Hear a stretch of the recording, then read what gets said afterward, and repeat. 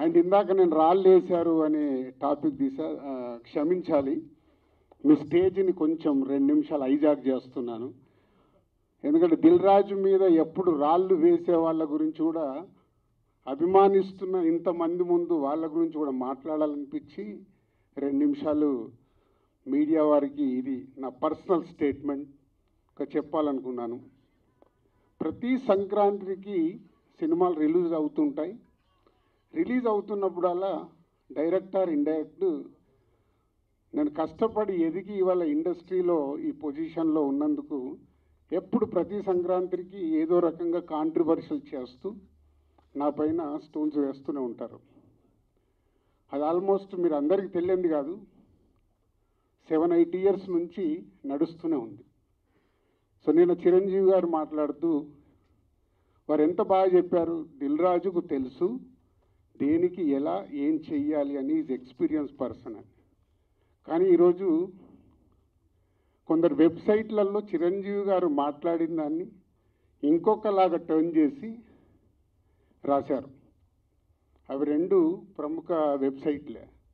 అంటే మీరు నా పైన ఏదో రాసి మీ వెబ్సైట్ ఇంపార్టెన్స్ని పెంచుకోవడానికి వేరే వాళ్ళు ఎందుకు వాడుకుంటున్నారు? మీకు ఇది అవసరమా? అంటే దిల్ రాజు ఏం రియాక్ట్ అవ్వడు, సాఫ్ట్గా వెళ్తాడు అనుకుంటున్నారా? తాట తీస్తా.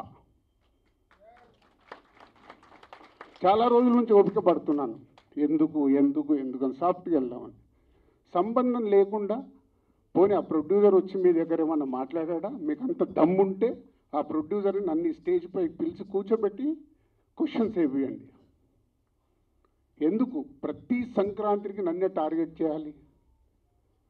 ఇంతమంది నన్ను అభిమానిస్తున్నారు కదా, 95% నన్ను ఇష్టపడతారు, 5% ఇష్టపడతారా? అది ఇష్టపడరా వాళ్ళ ఇష్టం. ఒక మనిషిగా నేను అందరినీ సాటిస్ఫై చేయలేను.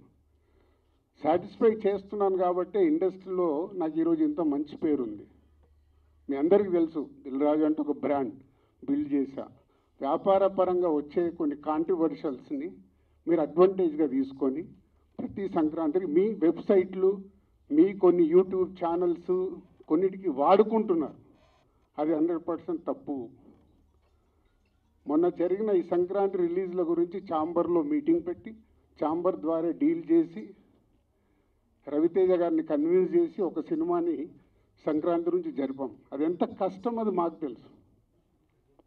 తర్వాత ఉన్న 4 సినిమాలు మళ్ళీ ఎవడో రాశాడు, దిల్ రాజు గారు ఏదో తమిళ సినిమా రిలీజ్ చేస్తున్నాడని.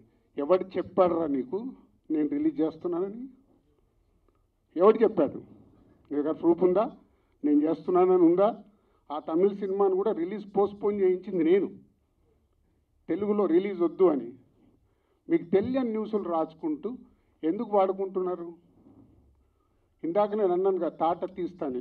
ఈజీగా తీసుకోవద్దు. నా పైన ఏదైనా రాస్తే, తప్పుడు రాతలు రాస్తే, మీకు తెలియకుండా కాంట్రవర్షియల్ చేస్తే ఈ రోజు నుంచి నేను ఊరుకోను. ఇన్ని రోజులు నడిచిపోయింది, అది గుర్తుపెట్టుకోండి. 4 సినిమాలు రిలీజ్ ఉన్నాయి.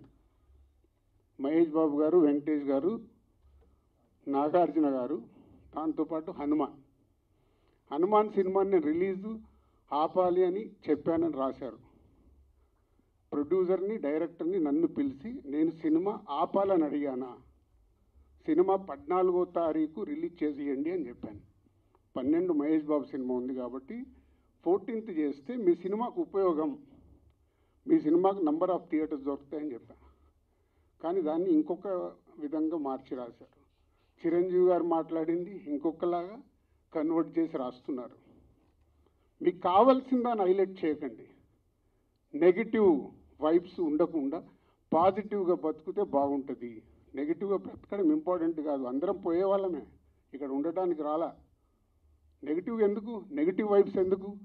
మీ వెబ్సైట్లు, మీ ఛానల్స్ ఇంప్రూవ్ అవ్వాలని నెగిటివ్ వైబ్స్ని తీసుకొస్తారా? ఈరోజు హనుమాన్ సినిమా ప్రపంచవ్యాప్తంగా రిలీజ్ అవుతుంది. నాట్ ఓన్లీ తెలుగు స్టేట్స్, తమిళ్లో రిలీజ్ అవుతుంది, కన్నడలో రిలీజ్ అవుతుంది, హిందీలో రిలీజ్ అవుతుంది. ఎక్కడ థియేటర్ లేవా? దొరకట్లేదా? మీకు తెలియని విషయం ఏంటంటే నైజాములో 7-8 సెంటర్లలో Mahesh Babu cinema, Hanuman cinema release అవుతుంది. వెంకటేష్ గారి సినిమాకి నాగార్జున గారి సినిమాకి థియేటర్ లేదు. మీకు తెలుసా అది? చిరంజీవి గారు, Nagarjuna garu, Venkatesh garu, they are not a small heroes. 30 ఏళ్ళ నుంచి ఇండస్ట్రీలో ఒక స్టార్ హీరోగా ఉన్న ఇమేజ్ ఉన్న వాళ్ళకు కూడా థియేటర్ లేవు. ఇవి మీకు కనిపించవు. ఎంతసేపు వాళ్ళకు రావాల్సిన మైలేజ్ గురించి ప్రయత్నం చేస్తూ, సో ఈరోజు కొన్ని కోట్లు ఖర్చు పెడితే రాని ప్రమోషన్ని హనుమాన్ సినిమాకు వచ్చింది. గుడ్, చిన్న సినిమా సూపర్ హిట్గా అవ్వాలి అని మనస్ఫూర్తిగా కోరుకుంటున్న దాంట్లో నేను ఒక్కరిని. ఎందుకంటే సినిమా ఆడితేనే గ్లోబల్గా పెరుగుతాం. మన చేతిలో ఉండదు, మనం కష్టపడి సినిమా తీస్తాం. ఇవి తెలియకుండా మీ పిచ్చి రాతలతోని ఏం చేద్దాం అనుకుంటున్నారు? మళ్ళీ మళ్ళీ మళ్ళీ చెప్తున్నా, నా గురించి ఎక్కడన్నా తప్పుగా నా పేరు పెట్టి రాస్తే తాట తీస్తా. దీంట్లో తేడా లేదు. నిజాయితీగా మీకు ఏదైనా న్యూస్ ఉంది రండి, 24 hours అవైలబుల్. మీకు ఏదైనా న్యూస్ కావాలి, సార్ ఇలా ఉంది ఇదేంటని అడగండి, నేను సమాధానం ఇస్తాను. నా పిఆర్ వాళ్ళు కూడా మాట్లాడారు డైరెక్ట్. ఎప్పుడన్నా మీ మీడియా వాళ్ళందరికీ తెలుసు ఐఎమ్ అవైలబుల్ ఎనీ టైం. మీ మెసేజ్లకు నేను రిప్లై ఇస్తాను, మీ ఫోన్ కాల్స్కి నేను రిప్లై ఇస్తాను. చెప్పండి మీ మీడియా వాళ్ళందరూ, ఎప్పుడన్నా నేను లేనా, అవైలబుల్ లేనా? దేనికి? మీ మైలేజ్ కోసం నన్ను వాడితే మళ్ళీ మళ్ళీ చెప్తున్నా, తాట తీస్తా, గుర్తుపెట్టుకోండి.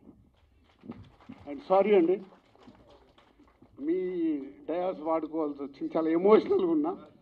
ఎందుకంటే 2-3 ఫోన్లు చేసి వాళ్ళు బాధపడుతుంటే నా వల్ల థ్యాంక్ యూ.